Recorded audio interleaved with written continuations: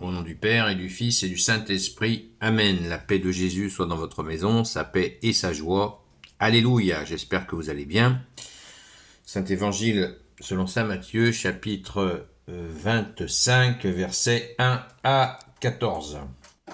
Non, 14. Pardon, versets 14 à 30. Écoutez encore ceci. Un homme avant de partir à l'étranger, fait appeler ses serviteurs pour leur remettre son argent. Il donne au premier 5 talents, à un autre 2 et au troisième 1 talent, à chacun selon sa capacité, puis il part. Celui qui a reçu les 5 talents va immédiatement les faire travailler et il en gagne 5 autres. Celui qui en a reçu 2 fait de même et en gagne 2 autres. Quant à celui qui n'en a reçu qu'un, il fait un trou dans la terre et cache l'argent de son maître. Longtemps après, le maître de ses serviteurs vient leur demander des comptes. Celui qui a reçu les 5 talents lui en présente 5 de plus. Seigneur, dit-il, tu m'as confié 5 talents. En voici 5 autres que j'ai gagnés. Son maître alors lui déclare, très bien, bon et fidèle serviteur, tu as été fidèle pour une petite chose et je te confierai beaucoup plus. Viens partager la joie de ton maître. Celui qui a reçu les 2 talents s'avance à son tour. Seigneur, dit-il, tu m'as confié 2 talents, en voici 2 autres que j'ai gagnés. Son maître répond, très bien, bon et fidèle serviteur, tu as été fidèle pour une petite chose, je te confierai beaucoup plus. Viens partager la joie de ton maître. Celui qui n'a reçu qu'un talent s'avance alors et dit, Seigneur, je savais que tu es un homme dur, tu moissonnes là où tu n'as pas semé et tu amasses quand tu n'as rien engagé. J'ai donc pris peur et je suis allé cacher ton talent dans la terre. Voilà ce qui t'appartient.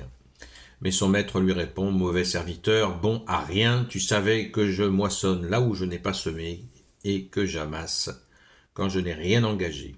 Mais alors tu devais placer mon argent à la banque. À mon retour, j'aurais repris ce qui est à moi avec les intérêts. Prenez-lui donc ses talents et donnez-le à celui qui en a 10. On donnera à celui qui produit et il sera dans l'abondance. Mais celui qui ne produit pas, on lui prendra même ce qu'il a. Et ce serviteur inutile, jetez-le dehors dans les ténèbres, là où il y aura pleurs et grincements de dents. Amen. Merci Jésus. Gloire au Père, au Fils et au Saint-Esprit. Amen. Merci Jésus d'être le roi de gloire, le Dieu de nos vies. Alors, pour bien comprendre cette parabole des talents, qui fait écho à une autre parabole, celle des mines, qui est sensiblement la même chose. Eh bien, pour bien le comprendre, il faut absolument pas, il faut sortir, il faut se laver la tête avec un peu d'eau bénite de l'idéologie, des idéologies. Ce que Jésus est en train d'expliquer, c'est pas un traité de libéralisme, c'est pas un traité politique de libéralisme. Il s'agit bien de spiritualité concrète, pratico-pratique. Merci Jésus, alléluia. Jésus n'est pas en train de donner son feu vert pour faire des horreurs avec de l'argent. Il faut se sortir ça de la tête, ça n'a rien à voir. Les talents sont des capacités, des savoir-faire qui nous viennent de toi, Jésus, et nous devons les mettre en œuvre. Il s'agit bien de choses spirituelles, mais aussi concrètes. C'est pas un traité d'argent, malgré que Jésus dise bien, à un moment donné, tu aurais mieux fait à celui qui avait un talent et qui n'a rien glandé, il aurait mieux fait de les mettre à la banque. Mais je pense que c'est une image. Ce n'est pas une invitation aux banques à faire n'importe quoi avec l'argent. Voilà. Ceci étant dit, qu'est-ce qui se passe quand la personne donc a reçu 5 talents? Eh bien, elle les a mis en œuvre et celui qui en a reçu 5 a produit 5 de plus, ça fait 10. C'est magnifique. D'ailleurs, Jésus dit bien, le maître propose à la personne de rentrer dans la joie. Celui qui en a 2, même tabac, il en ramène 2 de plus, ça veut dire qu'il a mis en œuvre le don qui lui a été fait. Donc tout va bien, tout va bien, Jésus dépose en chacun de nous des dons, à nous de les mettre en œuvre et de ne pas tomber dans la fainéantise à ne rien faire. Car ce qui irrite Dieu, que tu es Jésus avec ton Père et l'Esprit Saint, c'est de ne rien faire. Car nous avons tout à notre disposition, non seulement les talents, mais la force pour les mettre en œuvre. Et ce que le maître ne supporte pas dans cet exemple, ce qui est un lien, ce qui nous fait dire de ce qui se passe, que Dieu ne veut pas que nous ne faisions rien, ce qu'il ne supporte pas, c'est que non seulement quand on ne fait rien, mais quand on accuse le donateur de choses qui sont fausses. Le gars, non seulement il faut rien, celui qui a reçu un talent, mais il lui dit, il insulte le maître, qui symbolise Dieu dans l'affaire. Donc, là, on passe de la joie de ceux qui ont reçu 5, de ceux qui ont reçu 2, mais celui qui a fait 1, il aurait pu faire un petit quelque chose et ramener un talent supplémentaire. Mais monsieur préfère accuser son donateur. C'est quand même un peu fort, son bienfaiteur.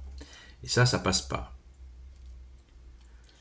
Voilà, je répète la citation de celui qui ne fout rien.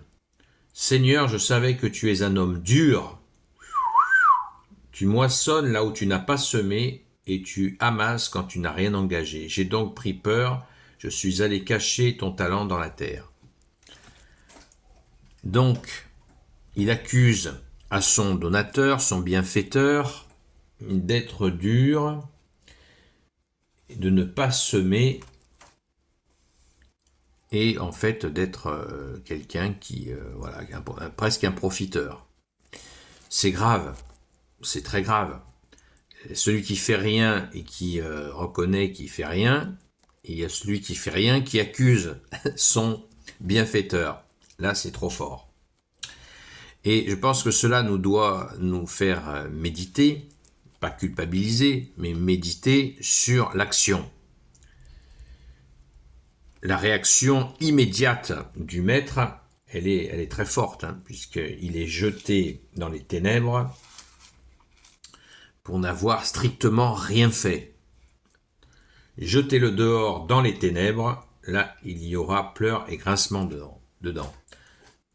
Jeter dehors, ça veut dire jeter, il n'est pas accepté dans le royaume des cieux.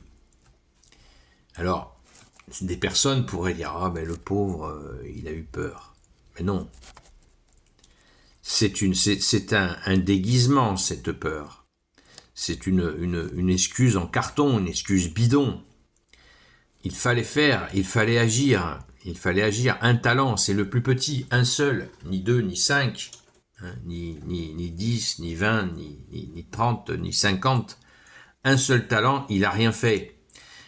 Et nous avons bien des occasions dans nos vies de faire des choses, ne serait-ce que une chose pour faire ta gloire au Jésus en agissant.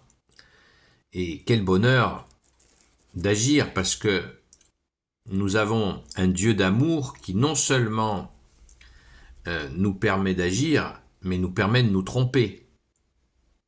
C'est pas, à aucun moment il y a une obligation de résultat. Il y a une obligation d'agir. C'est très important. Agissons, faisons quelque chose de nos vies et faisons quelque chose pour cet établissement du paradis sur terre. Nous avons été baptisés, nous sommes donc catholiques baptisés et il nous faut passer à l'action, nous retrousser les manches et agir. Ça coûte quoi de témoigner de Jésus, des joies que nous avons reçues. Qu'est-ce qui empêche de le faire? Cela va déclencher chez certaines personnes de l'espérance. Et là, nous aurons agi. C'est bien cela qui nous est demandé. Nous avons reçu tout par grâce et il n'est pas accepté que nous ne foutions rien. Alléluia, c'est normal, c'est logique, puisque nous avons tout reçu par grâce. Et ainsi, nous pouvons faire comme ceux qui ont reçu 5 et 2, entrer, et 2 talents, 5 et 2 talents, entrer dans la joie. Ni plus ni moins, Jésus, tu nous proposes de rentrer dans ta joie. Alléluia. Donc prenons bien cette parabole des talents pour ce qu'elle est, c'est-à-dire un encouragement, ça nous est répété 2 fois, de bons exemples avant le mauvais exemple, ainsi pour nous montrer qu'il nous faut entrer dans cette joie par l'action, par l'agir. Il nous faut agir. Je dis mon chapelet dans la journée, eh bien j'agis, je prie avec ce chapelet que nous a donné la Sainte Vierge, je prie pour celles et ceux qui souffrent. J'agis, je prie pour la France, je prie pour tous les gens qui sont dans des situations terribles. J'agis. Et comme l'a dit Jésus, j'amasse des trésors dans le ciel. On peut mettre en lien cette parole de Jésus qui nous dit n'amassez pas des trésors sur terre où les mythes, les vers et les voleurs sont là, amassez des trésors dans le ciel, là où il n'y a ni mythes, ni vers, ni voleurs. Amen. Merci Jésus de nous en donner la force. Alléluia.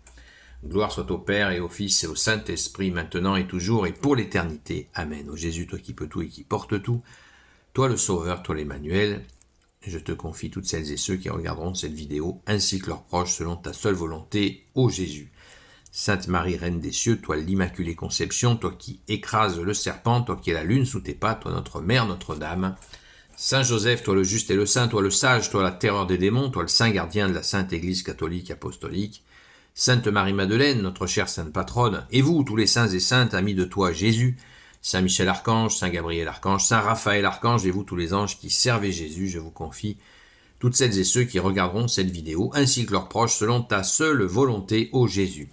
La paix de Jésus soit dans votre maison. Ce soir, rendez-vous à 20h sur la chaîne Seul Jésus Sauve sur TikTok, 20h à 22h. Merci à toutes celles et ceux qui y participent, où nous faisons aussi beaucoup de prières. Il y a tant de gens qui crient vers toi, ô Jésus.